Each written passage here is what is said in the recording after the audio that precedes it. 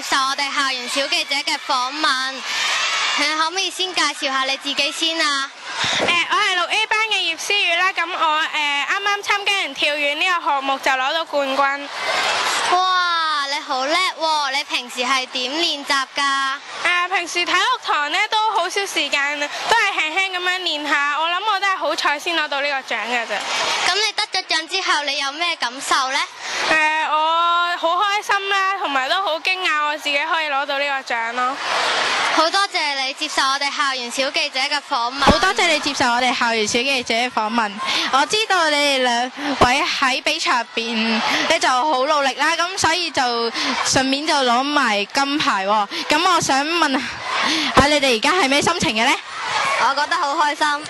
我覺得又開心又興奮。既然你哋兩位咁叻啦，咁我想問下你哋有咩秘訣？唔知有咩秘訣可以贏到比賽呢？不如等啲同學們參考下咧。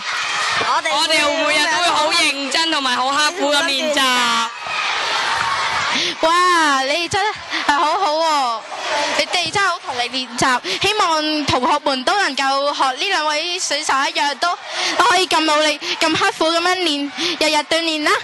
好，再一次多謝接受我哋校園小記者嘅訪問。校園小記者，請問你叫咩名呢？我係6A 班嘅鄧永欣。你參加咗啲咩項目呢？我參加咗跳高比賽。你好似攞咗嗰個項目嘅冠軍喎，你有啲乜嘢得獎心得呢？我覺得好開心，因為可以喺畢業前攞到冠軍。咁你有咩秘訣可以同人講下呢？你只需要放鬆啲，跑快啲咁樣就得。多謝你接受我哋嘅訪問。